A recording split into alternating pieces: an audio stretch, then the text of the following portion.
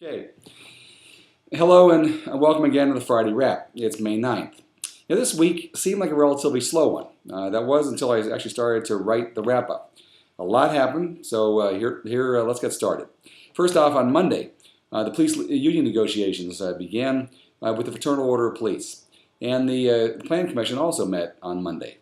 On Wednesday, the Burbridge Veterans Memorial Committee met. We had to wrap up some of the details for the upcoming Armed Forces Day event. That's on Saturday on May 17th.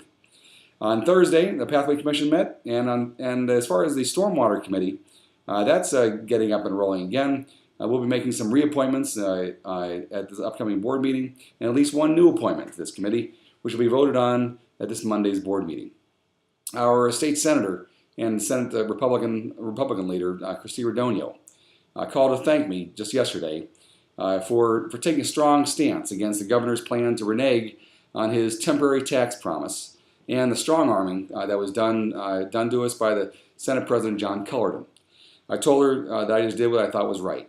And as a result of both public and media pressure, most notably from some local mayors and as well as some the Illinois Policy Institute and Daily Herald, DuPage Mayors and Managers Conference softened their position and decided to stay neutral on this very important issue.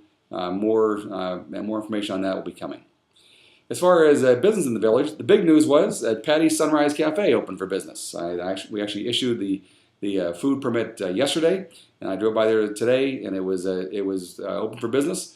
I'm looking forward to stopping by there. That happens to be owned by some Burbridge residents, John and Patty Manderscheid, and I'm sure they'll have a grand opening coming up soon. Eddie Merlot's was the site of this month's Willowbrook Burbridge Chamber of Commerce meeting. The principal speaker was a man named Sasha Burson from up in Northbrook. He was actually kind of sponsored in a way by a local business called Bannerville USA. Did a great job on business development ideas. Also yesterday something very interesting happened.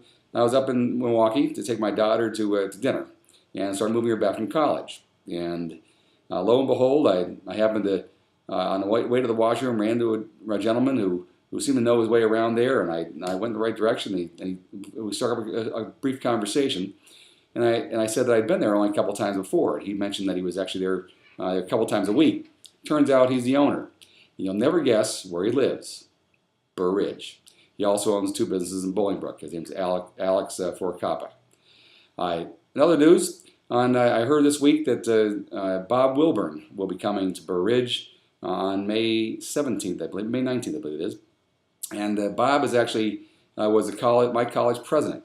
And since then, he's had a remarkable career as a Secretary of Budget Administration for the state of Pennsylvania, a president of the Carnegie Mellon Institute, as well as a professor, president of the Colonial Williamsburg, and president of Gettysburg Foundation, and was responsible for the $100 million renovation they did. So he's coming to Burbridge on some business regarding some foundations, and it'll be an honor to have him in Burbridge, certainly.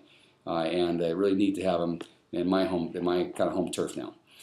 Bill Cates also came to Burbridge this week. He's a nationally known speaker. He's called the Referral Coach. He visited Burbridge on Wednesday, and he's also on the board of the National Speakers Association and spoke to 3 or 4 financial service organizations around Chicago. Another great person to have visit the village. In other news, I learned while at church this weekend that Mars Chocolates moved a manager or executive from Nashville to Hinsdale, Burbridge area. More news on that later. And also, the internationally known spiritual leader from India, J.P. Vaswani, will not be returning to Burbridge this month. He was here last year, appeared at the Marriott in front of probably, 800 or 1,000 people. Also known as Dada, he's a spiritual leader of the mayor of Oakbrook, Gopal Lalmalani. This 96-year-old was forced to postpone his trip to the USA, Spain, Morocco, England, and Canada after falling sick in Dubai. Our prayers are with him for his quick recovery, and perhaps we'll see him still by the end of the year. And one final note, there's normally I would kind of ignore these type of headlines. In today's Chicago Tribune, it reads, CIA to shut Afghan posts. Military officials fear pullout plan will cut intel as attacks ramp up. Well, my best friend, who's actually from Darien, is a surgeon, and he just recently deployed to Afghanistan. So I normally wouldn't think this is a big deal, but it certainly is, and affects many local residents. And for all of them, we pray for their safe return, and that hope that the military is making the right decisions before they start cutting some intelligence like that. Thanks again for joining me for the Friday Wrap. It was a very busy week, and it was, again, proof positive that we have a relatively small village, but it's a very deep bench. A lot of good things I think are ahead for us.